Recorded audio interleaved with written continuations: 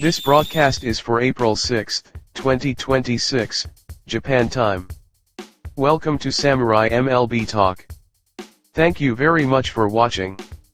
This channel is a place where we explore the essence of humanity through the lens of baseball, through the way we watch the game, the spirit behind it, and the philosophy it reflects from a uniquely Japanese perspective. To our viewers in the English-speaking world, I truly hope you'll enjoy this dialogue about human nature as seen through the game of baseball. Your support means more than I can say. If you enjoy this content, please consider subscribing to the channel.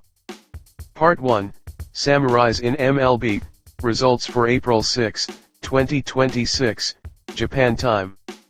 First, let's take a look at the results of the Japanese players on each team. Shohei Ohtani of the Dodgers played as the number 1 designated hitter in the game against the Nationals, finishing with 2 hits in 4 at-bats and 2 RBIs. The go-ahead home run he hit in the 3rd inning was a truly magnificent strike. I believe he himself was satisfied with that swing. He is gradually regaining his peak form. Dodgers starter Roki Sasaki took the mound against the Nationals, but unfortunately, he could not secure his first win of the season, giving up 6 runs in 5 innings, his worst career performance. His lack of control over his fastball and splitter led him to rely too much on his slider, which is a point for reflection this time. What is required of Roki Sasaki now is to be able to command his fastball and splitter, which are his lifelines, as absolute weapons. However, since the team managed a comeback victory, there is no need to be pessimistic. I hope he takes the lessons from this experience and delivers a top-tier performance in his next start. Kazuma Okamoto of the Blue Jays and Munetaka Murakami of the White Sox both finished with no hits and 1 walk. Masataka Yoshida of the Red Sox started in right field, batting 6th against the Padres, and had a great performance with 3 hits in 4 at-bats and 3 RBIs. Although the team lost, Masataka Yoshida showed his true potential. He is not a player suited for pinch hitting, instead, starting games like this fits his playing style best. I hope the Red Sox coaching staff learns how to utilize him properly after this performance. Whether he is in and out of the starting lineup or used as a pinch hitter, the best of Masataka Yoshida cannot be fully realized. Consistent playing time is what leads to his success more than anything. I expect this kind of performance from Yoshida to continue throughout the season.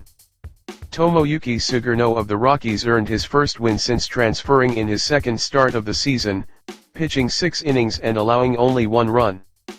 To allow just 1 run over 6 innings against the powerful Phillies lineup was truly impressive.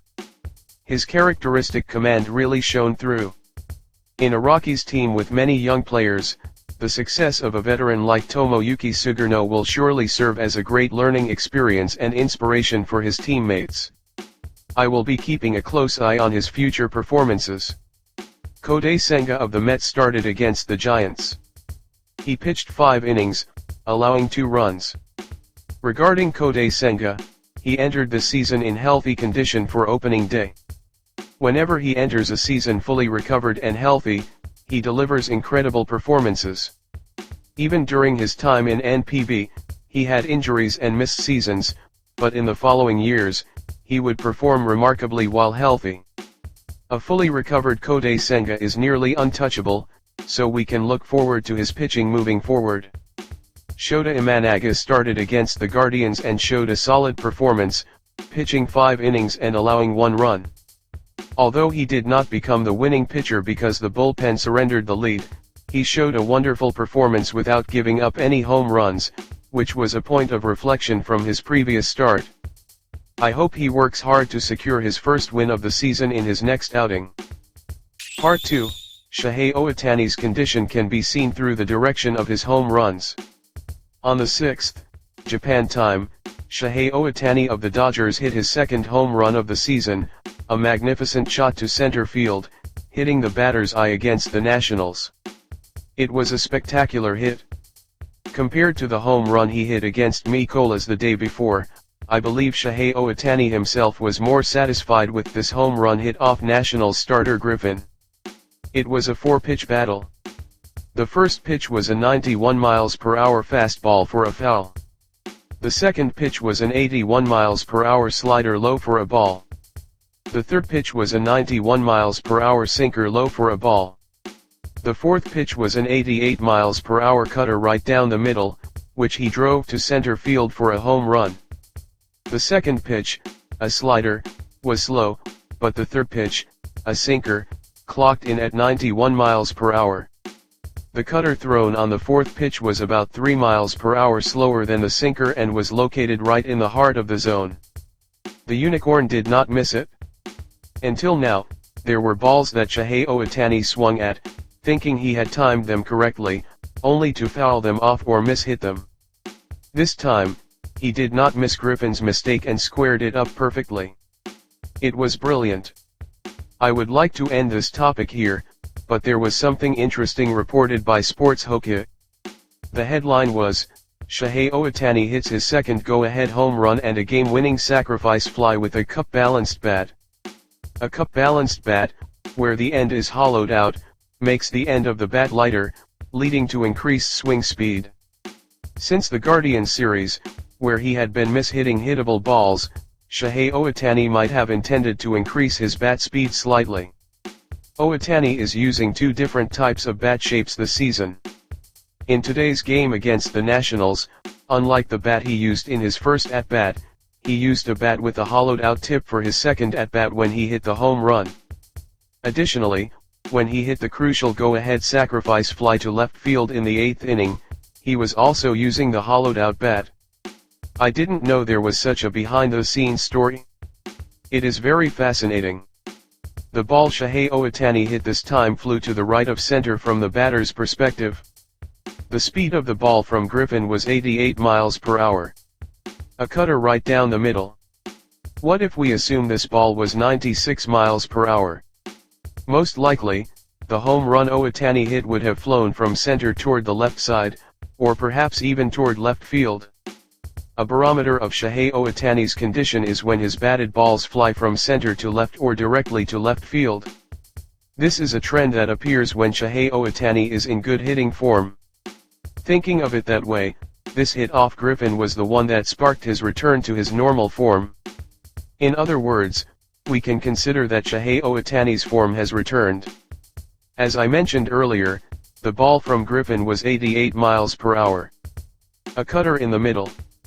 Regardless of the pitch type, if that ball had been 96 miles per hour, his hit would have gone toward the center left or left field.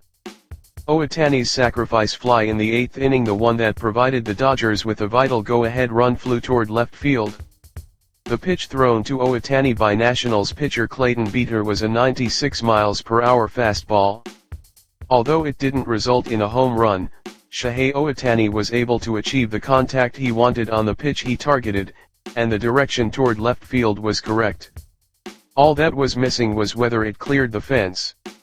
The effect of the cup-balanced bat is clearly showing. The home run he hit when he achieved the 50-50 milestone was also toward left field. That is the fundamental direction of his home runs. This home run went toward center because the speed of Griffin's pitch was 88 miles per hour. However, if the ball's speed had been 96 miles per hour, it is considered that it would have flown toward center left or left field. Therefore, we can understand that Shohei Ohtani's form is undoubtedly returning to its usual unicorn shape. Rather than the home run hit off Mikolas, this home run off Griffin might serve as the signal for the unicorn's restart. As he aims for his third consecutive 50 home run season, it feels like showtime is finally beginning. When I think about that, a smile naturally comes to my face. I can't help but feel excited. Part 3, when Shohei Ohtani surpasses Ichiro, something historic happens. In an article by NTV News, it was reported under the headline, Shohei Ohtani reaches 40 consecutive games reaching base, closing in on Ichiro. In today's game against the Nationals, Dodgers Shohei Ohtani recorded 2 hits in 4 at-bats, 1 home run, and 2 RBIs. His consecutive game on-base streak, which started last season, has reached 40 games. He is now just 3 games away from the Japanese record of 43 games set by Ichiro in 2009 during his time with the Mariners. While this isn't about an MLB title, it is a very important topic for Japanese major leaguers and a record that Japanese fans are paying close attention to. The great hitter known as Ichiro Suzuki, who Japan is so proud of, serves as a goal for many Japanese players. Although Shohei Ohtani has not commented directly on Ichiro's record, being a Japanese major leaguer himself, I feel he must be conscious of Ichiro's milestones. Shohei Ohtani previously surpassed Ichiro's record of 56 steals in a single season by recording 59 steals. What happened during the period when Shohei Ohtani achieved those 59 steals? The first ever feat in MLB history, 50-50, was achieved. It was a historic moment. Now, Shohei Ohtani's consecutive game-on-base streak from last season has reached 40 games, and he is approaching the Japanese record of 43 held by Ichiro since 2009. If Ichiro's consecutive game-on-base record is broken by Shohei Ohtani, I expect that Ohtani will once again show us an MLB history-making feat, just as he did with 50-50. When a Japanese major leaguer breaks the record of a great Japanese predecessor, something happens in MLB. Shohei Ohtani has already proven this. By breaking Ichiro's season steal record, he achieved 50-50. This time, when Shohei Ohtani is able to surpass the Japanese record of 43. What will Shohei Ohtani show us in MLB? What will he achieve? Everyone, please imagine it. By doing so, your excitement will not fade, and I'm sure you won't be able to sleep tonight. We cannot take our eyes off Shohei Ohtani. Let's keep our expectations high. Please be careful not to lack sleep. That is all for today. Thank you very much.